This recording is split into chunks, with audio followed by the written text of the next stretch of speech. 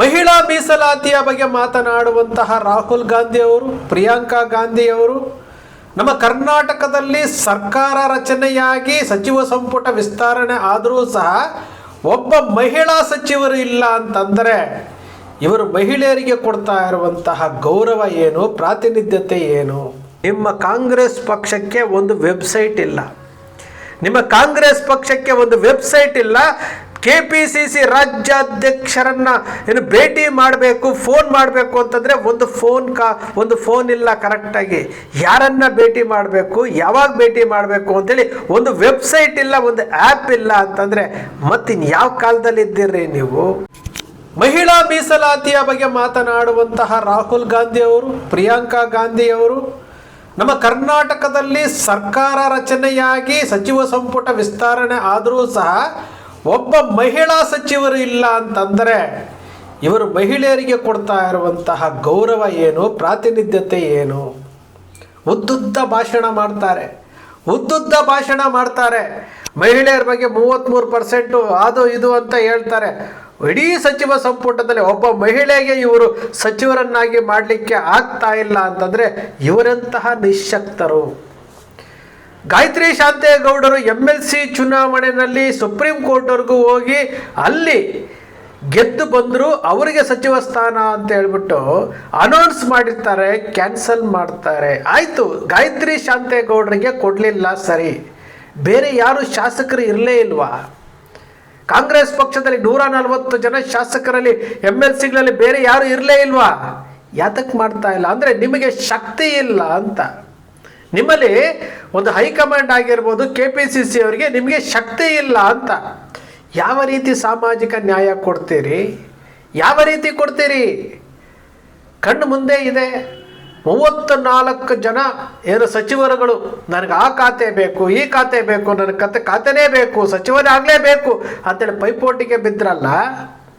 ಕೊನೆಯ ಪಕ್ಷ ಹೌದು, ನಾವು ಇಷ್ಟೆಲ್ಲ ಡಿಮ್ಯಾಂಡ್ ಮಾಡ್ತಾ ಇದ್ದೀವಿ, ನಮ್ಮ ಸರ್ಕಾರದಲ್ಲಿ ಹೆಣ್ಣು ಮಕ್ಕಳಿಗೆ ಸ್ಥಾನ ಕೊಡಲಿಲ್ಲ, ಸ್ಥಾನ ಕೊಡಬೇಕಾಗಿತ್ತು ಅಂತೇಳಿ ಒಬ್ಬ ಈಗಿರುವಂತಹ ಕಾಂಗ್ರೆಸ್ ಪಕ್ಷದ ಶಾಸಕರುಗಳು ಮತ್ತು ಸಚಿವರು ಮಾತಾಡಿದ್ದಾರೆ. DK ಶಿವಕುಮಾರ್ ಅವರು ಮಾತಾಡ್ತಾರೆ, ಉದ್ದುದ್ದ ಮಾತಾಡ್ತಾರೆ. ಆದರೆ ಹೆಣ್ಣು ಮಕ್ಕಳಿಗೆ ನ್ಯಾಯ ಕೊಡೋದ್ರ ಬಗ್ಗೆ ಯಾಕೆ ಕೊಡ್ತಾ ಇಲ್ಲ? ಕೊಡಬೇಕಾಗಿತ್ತಲ್ಲ. ಮಾತು ಬೇರೆ, ನಡವಳಿಕೆ ಬೇರೆ.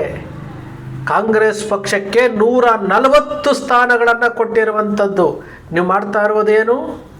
ಒಂದು ಸಚಿವ ಸಂಪುಟವನ್ನು ವಿಸ್ತರಣೆ ಮಾಡೋದಕ್ಕೆ 2 ತಿಂಗಳು ಉಳ್ಕೊಂಡು ಮುಖ್ಯಮಂತ್ರಿಗಳು ನಾನು ಅದು ಮಾಡ್ತೀನಿ, ಇದು ಮಾಡ್ತೀನಿ, ಆ ಜೋಡ ಮಾಡ್ತೀನಿ, ಈ ಜೋಡ ಮಾಡ್ತೀನಿ ಅಂಥೇಳಿ ಇವತ್ತು ಏನೋ ಜೋಡೋ ಸಂಘ ಮಾಡಲಿಕ್ಕೆ ಹೊರಟಿದ್ದಾರಲ್ಲ. ಈ ಜೋಡೋ ಸಂಘ ಮಾಡೋದ್ರಿಂದ ಯಾರಿಗೆ ಲಾಭ? ಒಂದಷ್ಟು ಸಂಘ ಆಗುತ್ತೆ, ಅದಕ್ಕೊಬ್ಬ ಅಧ್ಯಕ್ಷ ಆಗ್ತಾರೆ, ಅದಕ್ಕೊಂದಷ್ಟು ದುಡ್ಡು ಬರುತ್ತೆ, ಆ ದುಡ್ಡನ್ನು ಇಟ್ಕೊಳ್ತಾರೆ ಹೊರತು ಏನಾದರೂ ಈ ರಾಜ್ಯಕ್ಕೆ ಬೆಳವಣಿಗೆ ಆಗುತ್ತಾ? ಬೆಳವಣಿಗೆ ಆಗುವಂತಹ ಯಾವುದಾದ್ರೂ ಕಾರ್ಯ ನಡೆಯುತ್ತಾ? ಖಂಡಿತವಾಗಲೂ ಇಲ್ಲ.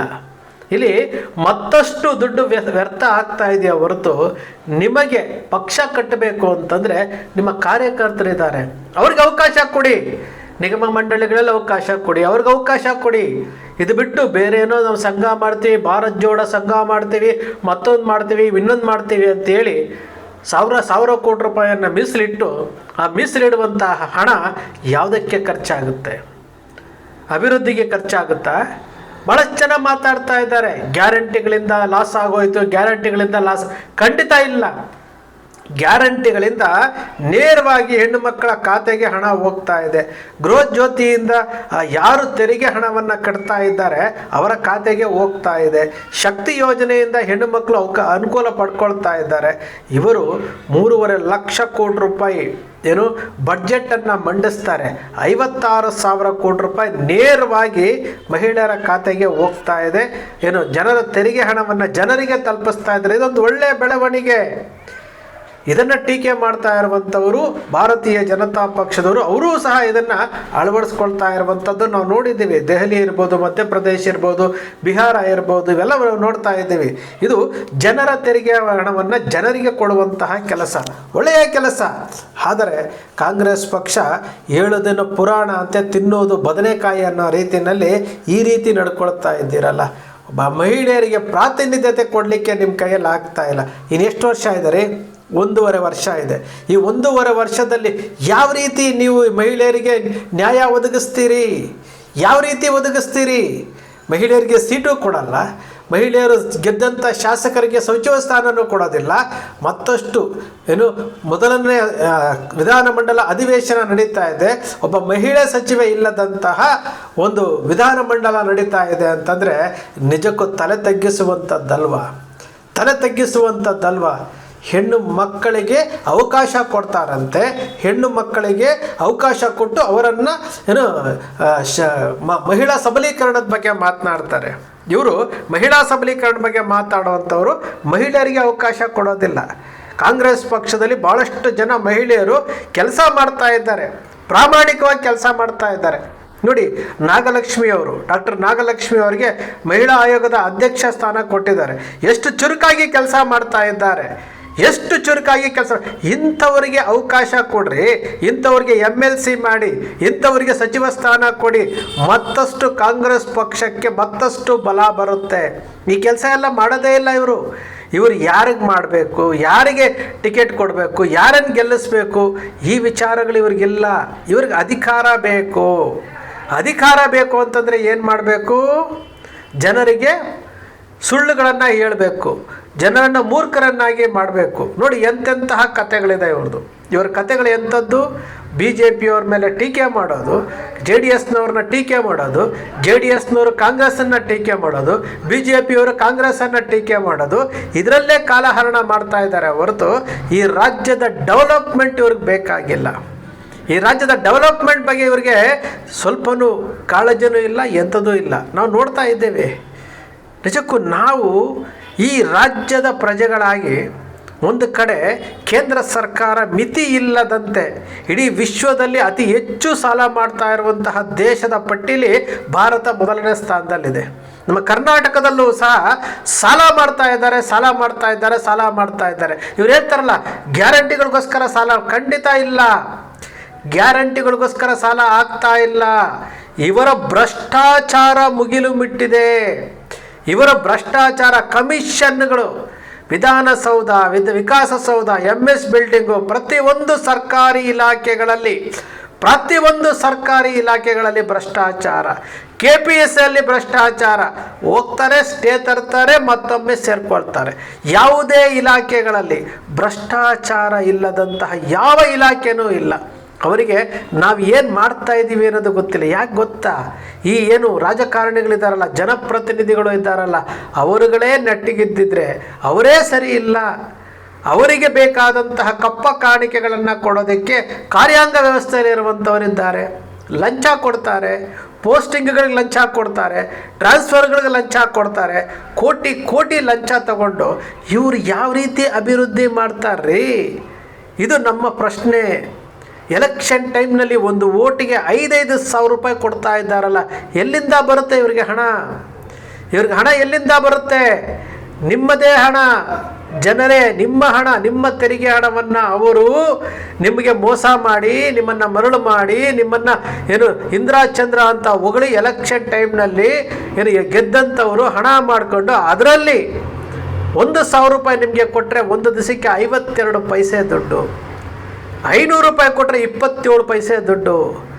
ಈ ರೀತಿಯಾಗಿ ಪೈಸೆ ಲೆಕ್ಕದಲ್ಲಿ ನಿಮಗೆ ಕೊಟ್ಟು ನಿಮ್ಮ ಮತಗಳನ್ನು ತೆಗೆದುಕೊಂಡು ಇವತ್ತು ನಿಮ್ಮನ್ನೇ ಆಳ್ತಾ ಇದ್ದಾರೆ. ನೋಡ್ತಾ ಇದ್ದೀರಿ ಸಮರ್ಥನೆಗಳು. ನಾವು ಫೇಸ್ಬುಕ್ಕಲ್ಲಿ ಒಂದು ವಿಡಿಯೋವನ್ನು ಅಪ್ಲೋಡ್ ಮಾಡಿ ಪ್ರಶ್ನೆ ಕೇಳಿದ್ರೆ ರಾಜ್ಯ ಸರ್ಕಾರ, ಕೇಂದ್ರ ಸರ್ಕಾರವನ್ನು, ಈ ದೇಶದ ಪ್ರಜೆಗಳಾಗಿರುವಂಥವರು ನಮ್ಮನ್ನೇ ಟೀಕೆ ಮಾಡ್ತಾರೆ, ಪ್ರಶ್ನೆ ಮಾಡೋರನ್ನೇ ಟೀಕೆ ಮಾಡ್ತಾರೆ. ಇದು ನಮ್ಮ ದೇಶ. ಮಾಧ್ಯಮಗಳಂತೂ ಆವಾಗಲೇ ಜೀವ ಕಳ್ಕೊಂಡು ಆಗೋಗಿದೆ, ಮಾರಿಕೊಂಡು ಆಗೋಗಿದೆ. ಅವ್ರನ್ನೇನು ಪ್ರಶ್ನೆ ಮಾಡಲಿಕ್ಕೆ ನಮ್ಗೆ ಆಗೋದಿಲ್ಲರಿ. ಇದು ನಮ್ಮ ದೇಶದ ಇವತ್ತಿನ ಸ್ಥಿತಿ. ಕಾಂಗ್ರೆಸ್ ಪಕ್ಷದ DK ಶಿವಕುಮಾರ್ ಅವರೇ, BK ಹರಿಪ್ರಸಾದ್ ಅವರೇ, ನಾವು ಏನೋ ಮಾಡ್ತೀನಿ ಅಂತ ಬಂದ್ರಲ್ಲ, ನಾವೇನೋ ಬದಲಾವಣೆ ತರ್ತೀನಿ ಅಂತ ಬಂದ್ರಲ್ಲ. ನಿಮ್ಮ ಕಾಂಗ್ರೆಸ್ ಪಕ್ಷಕ್ಕೆ ಒಂದು ವೆಬ್ಸೈಟ್ ಇಲ್ಲ. KPCC ರಾಜ್ಯಾಧ್ಯಕ್ಷರನ್ನು ಭೇಟಿ ಮಾಡಬೇಕು, ಫೋನ್ ಮಾಡಬೇಕು ಅಂತಂದರೆ ಒಂದು ಫೋನ್ ಇಲ್ಲ ಕರೆಕ್ಟಾಗಿ. ಯಾರನ್ನು ಭೇಟಿ ಮಾಡಬೇಕು, ಯಾವಾಗ ಭೇಟಿ ಮಾಡಬೇಕು ಅಂತೇಳಿ ಒಂದು ವೆಬ್ಸೈಟ್ ಇಲ್ಲ, ಒಂದು ಆ್ಯಪ್ ಇಲ್ಲ ಅಂತಂದರೆ ಮತ್ತಿನ್ನು ಯಾವ ಕಾಲದಲ್ಲಿ ಇದ್ದೀರಿ ನೀವು? ಕಾಂಗ್ರೆಸ್ ಪಕ್ಷದವರೇ ಇನ್ನು 150 ವರ್ಷಗಳ ಹಿಂದೆ ಇದ್ದೀರಿ. ನಿಮಗೆ ಸೋಷಿಯಲ್ ಮೀಡಿಯಾ ಏನು ಆ್ಯಕ್ಟಿವ್ ಮಾಡ್ಕೊಳಕ್ಕೆ ಬರೋಕ್ಕಿಲ್ಲ, ಜನರನ್ನು ಕನೆಕ್ಟ್ ಮಾಡ್ಕೊಳಕ್ಕೆ ಬರೋಕ್ಕಿಲ್ಲ. ಮಾತೆತ್ತಿದ್ರೆ ಅದಕ್ಕೆ ಬಿ ಜೆ ಪಿಯವ್ರ ಹಾಗೆ ಆರ್ ಎಸ್ ಎಸ್ನವರಾಗೆ ಅಂತ ಮಾತಾಡ್ತಾ ಇದ್ದೀರಲ್ಲ. ಆರ್ ಎಸ್ ಎಸ್ನವರು ಬಿ ಜೆ ಪಿಯವರು ಅವರು ಏನು ಕೇಡರ್ ಬೇಸಲ್ಲಿ ಪಕ್ಷ ಕಟ್ತಾ ಇದ್ದಾರೆ. ನೀವೇನು ಮಾಡ್ತಾ ಇದ್ದೀರಿ? ಅಧಿಕಾರ ಬಂದಿದ್ದನ್ನು ದುರುಪಯೋಗ ಮಾಡ್ಕೊಳ್ತಾ ಇದ್ದೀರಿ. ಅಧಿಕಾರ ಬಂದಿದ್ದನ್ನು ಸರಿಯಾಗಿ ನಡೆಸ್ಕೊಳಕ್ಕೆ ಬರ್ತಾ ಇಲ್ಲ ನಿಮಗೆ. ಇದು ನಿಮ್ಮ ಕಾಂಗ್ರೆಸ್ ಪಕ್ಷಕ್ಕೆ ಅಧಿಕಾರ ಬಂತು ಅಂದರೆ ಬಳಸ್ಕೊಳಕ್ಕೆ ಬರೋಕ್ಕಿಲ್ಲ. ಇದು ನಿಮ್ಮ ಏನು ವೈಫಲ್ಯಕ್ಕೆ ನೇರವಾದಂತಹ ಕಾರಣ. ನಿಮಗೆ ಸೋಷಿಯಲ್ ಮೀಡಿಯಾನೂ ಬರೋದಿಲ್ಲ, ನಿಮಗೆ ಸಂಘಟನೆಯೂ ಬರೋದಿಲ್ಲ. ಎಲೆಕ್ಷನ್ ಟೈಮ್ನಲ್ಲಿ ಸಮಾವೇಶಗಳನ್ನು ಮಾಡಿ ಜನರನ್ನು ಸೇರಿಸ್ಬಿಟ್ಟು ಏನೋ ಒಂದು ಗೆಲ್ಲಬೇಕು. ಸಂಘಗಳು ಮಾಡ್ತಾ ಇದ್ದೀರಲ್ಲ, ಭಾರತ್ ಜೋಡೋ ಸಂಘಗಳು, ಏನು ಲಾಭ ಆಯ್ತು ರೀ? ಈಗ ಒಂದು ಗ್ಯಾರಂಟಿ ಅಂತ ಮಾಡಿದ್ದೀರಲ್ಲ, ಗ್ಯಾರಂಟಿ ಅಧ್ಯಕ್ಷರು ಅಂತ ಮಾಡ್ಕೊಂಡಿದ್ದೀರಲ್ಲ, ಮತ್ತೊಂದು ಮಾಡ್ಕೊಂಡಿದ್ದೀರಲ್ಲ, ಏನಾದರೂ ಪ್ರಯೋಜನ ಇದೆಯಾ ಅದರಿಂದ? ಅದಕ್ಕೊಬ್ಬರು ಅಧ್ಯಕ್ಷರು, ಅದಕ್ಕೊಂದಷ್ಟು ಪದಾಧಿಕಾರಿಗಳು, ಏನಾದರೂ ಪ್ರಯೋಜನ ಇದೆಯಾ? ಇದು ಅಷ್ಟೇ. ಭಾರತ್ ಜೋಡೋ ಅಂತ ಮಾಡಿ ಸಾವಿರಾರು ಕೋಟಿ ರೂಪಾಯಿ ಲಾಸ್ ಆಗ್ತಾ ಇದೆಯಾ ಆಗುತ್ತೆ ಹೊರತು ಸಾಮಾನ್ಯ ಜನರಿಗೆ ಯಾರಿಗೂ ಇದರಿಂದ ಅನುಕೂಲ ಇಲ್ಲ. ಸ್ನೇಹಿತರೆ, ನಿಮ್ಮ ಅಕ್ಷರ ಮೀಡಿಯಾ ಯಾವತ್ತಿಗೂ ಸೃಷ್ಟಿ ಮಾಡೋದಿಲ್ಲ, ಕಲ್ಪನೆ ಮಾಡೋದಿಲ್ಲ, ವಾಸ್ತವದ ವಿಚಾರವನ್ನು ವಿಶ್ಲೇಷಣೆ ಮಾಡುತ್ತೆ. ನಿಮ್ಮ ಅಕ್ಷರ ಮೀಡಿಯಾದ ವಿಶ್ಲೇಷಣೆ ನಿಮ್ಗೆ ಇಷ್ಟ ಆಯಿತು ಅಂದರೆ ಸಬ್ಸ್ಕ್ರೈಬ್ ಆಗಲಿಲ್ಲ ಅಂದರೆ ಸಬ್ಸ್ಕ್ರೈಬ್ ಮಾಡ್ಕೊಳ್ಳಿ. ಪಕ್ಕದಲ್ಲಿ ಕಾಣುವಂಥ ಬೆಲ್ ಐಕಾನ್ ಪ್ರೆಸ್ ಮಾಡಿ, ಶೇರ್ ಮಾಡಿ, ಪ್ರೋತ್ಸಾಹ ನೀಡಿ.